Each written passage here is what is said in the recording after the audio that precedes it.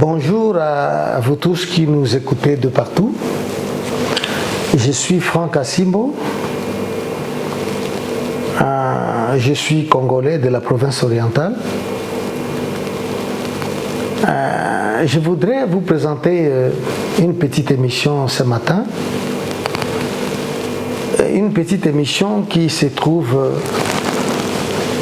dans la lignée, dans la suite de ce que nous pouvons appeler feuilletonisation de l'état des lieux de la province orientale. Pourquoi feuilletonisation? Parce que ces émissions interviennent par séquence, mais dans un contexte global qui est, n'est-ce pas, celui de tirer la sonnette d'alarme pour les fils et filles de la province orientale pour ce qui concerne le développement de cette province-là. Parce que nous avons estimé depuis un certain temps que la province orientale était pratiquement absente sur la scène politique, économique et sociale de notre pays. Les preuves ne sont plus à démontrer. C'est vrai, dans les émissions précédentes, nous avons eu l'occasion de dire que c'était pour des raisons historiques, écologiques et politiques. Et je crois que dans le passé, nous avons eu l'occasion de parler de cela un peu plus en détail.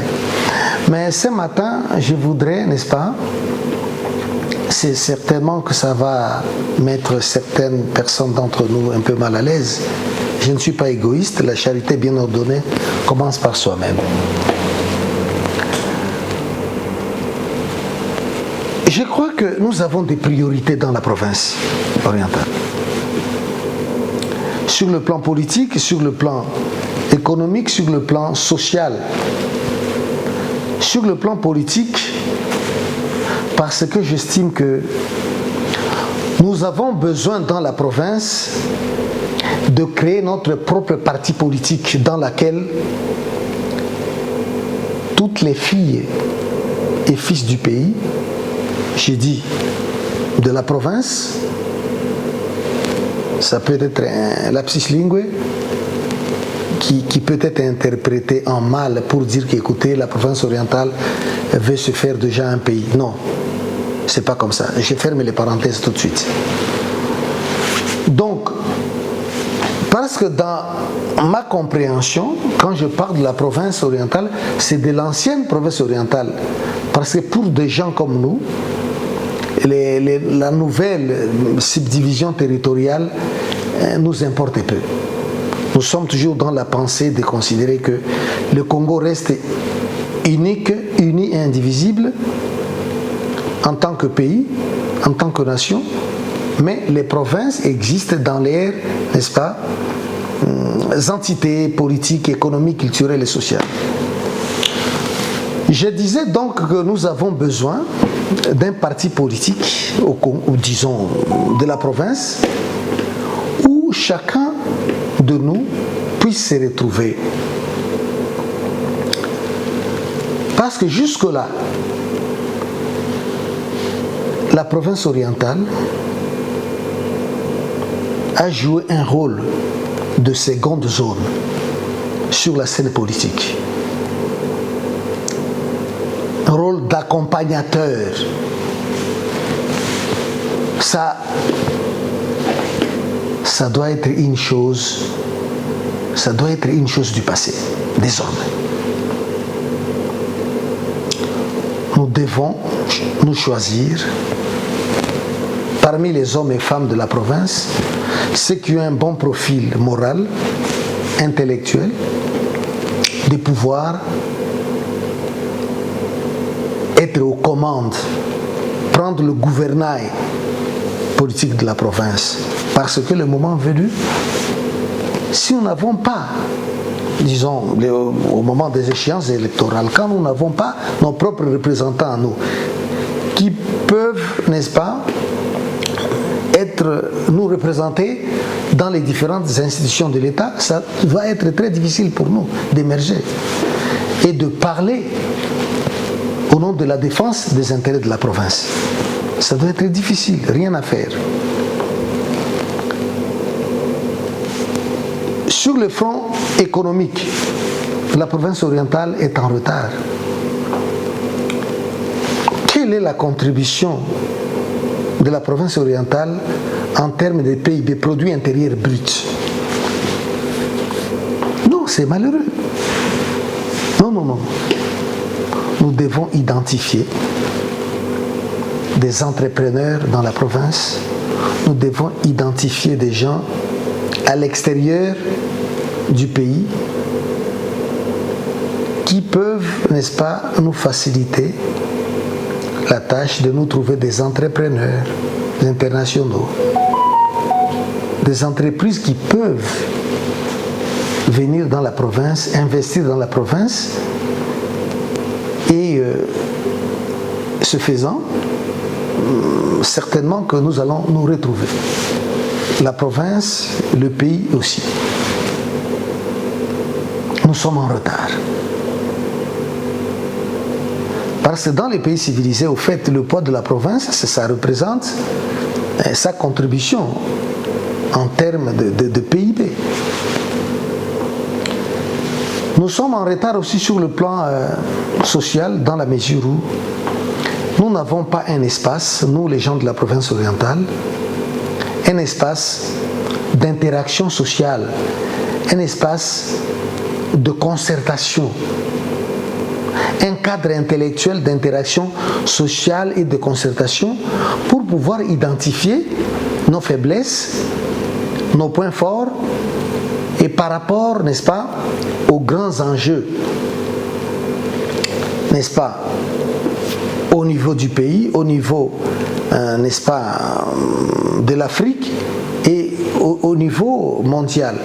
Parce que je considère que c'est vrai, la mondialisation est là, et puis bon voilà, la part de la province à apporter dans le produit intérieur brut doit être consistante.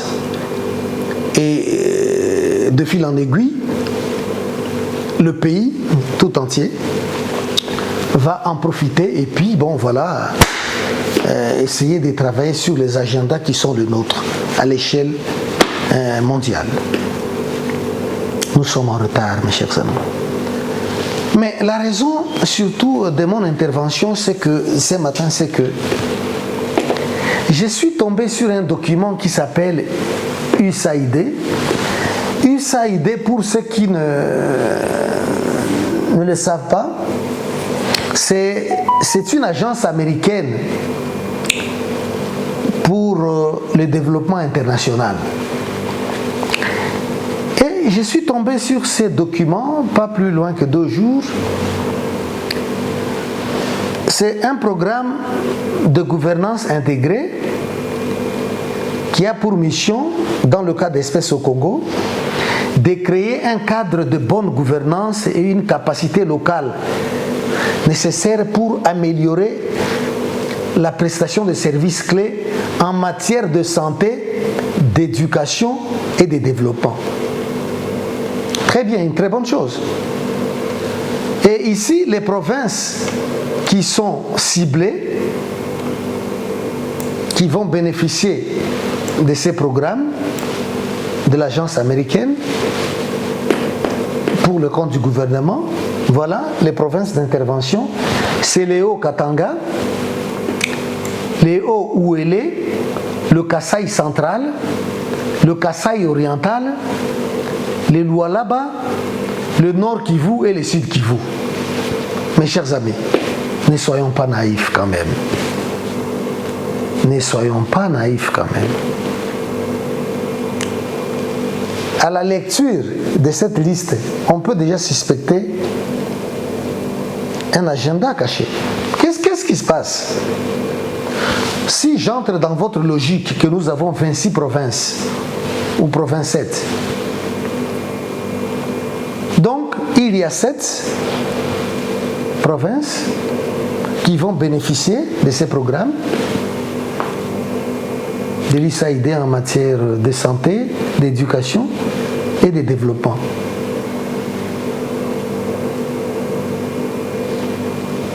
Bon, écoutez, je suis un homme civilisé. Je ne demande pas que tout se passe au même moment et en même temps. Non, il y a des étapes, ça peut être un projet pilote et voir. Mais regardez, c'est le Haut-Katanga, le Haut-Ouélé, le Kasaï central, le Kasaï oriental, le Lualaba, le Sud Kivu et le Nord Kivu. Non, c'est pas quand même correct ça. Un peu de probité morale en politique. Et puis, le moment des élections venues, les gens vont accourir à la province orientale pour dire qu'écoutez, il faut nous voter parce que nous allons parler au nom de vos intérêts, de la défense de vos intérêts. Qui trompe qui? Qui trompe qui? La province orientale, toujours la dernière. Regardez ça. Et quand vous parlez de Ouélé, mais regardez les Ouélé, mes chers amis, ne soyons pas naïfs. Quand vous essayez de fouiner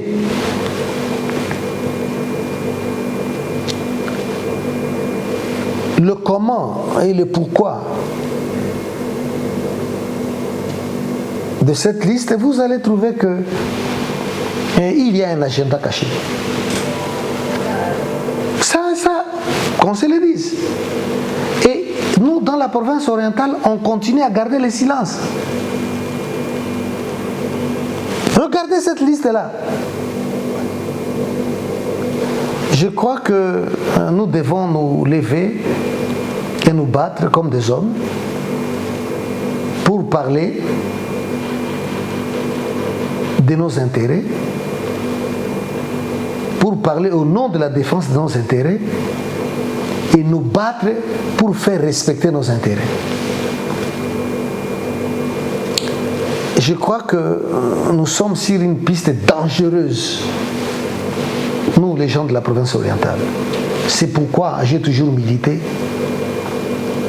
pour la création d'un parti politique dans lequel fils et filles de cette province doivent se retrouver pour qu'une fois nos représentants déployés dans les différentes institutions de l'État, ils peuvent parler au nom de la défense de nos intérêts. Voilà. Voilà, mes chers amis. Axe et programme, croissance économique. Croissance économique, éducation, engagement citoyen, gestion des finances publiques et puis santé.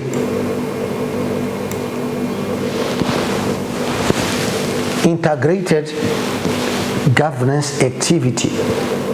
Integrated governance activity. Gens de la province orientale, ça c'est une sonnette d'alarme. Nous sommes en danger. L'éducation de nos enfants dans la province est en danger. L'avenir économique de la province est en danger. L'avenir politique, n'en parlons même pas. Nous avons joué un rôle de seconde zone, d'accompagnateur. C'en est trop. Et j'en profite de l'occasion pour, n'est-ce pas, faire quelques convocations. Au professeur, n'est-ce pas, Mokonza, Bonza, Mokonda. Mais nous avons des professeurs là-bas aussi. Mais venez, intervenez. Les professeurs Isabelle Wayasaka. Mais venez. Nous avons de grands dignitaires dans la province. C'est le moment. C'est le moment. Monsieur Origo Mbelia, vous avez une responsabilité dans cette histoire. Monsieur Jules Bondombe Assango, vous avez une grande responsabilité dans cette histoire. Et parce que l'histoire aura retenu que vous n'aurez rien fait pour l'avenir, pour la survie de la province. Nous avons besoin de vous. Nous avons besoin de vous. Il y a d'autres personnes qui sont là, qui occupent de bonnes positions. Qu'est-ce que nous entendons pour faire avancer la province? Gaston Moussemena, qu'est-ce que vous attendez?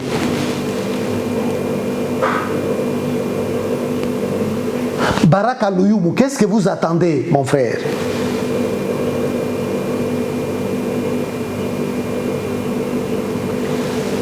Nous avons une grande responsabilité entre nos mains.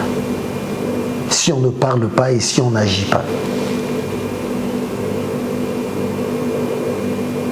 À bon entendeur, salut.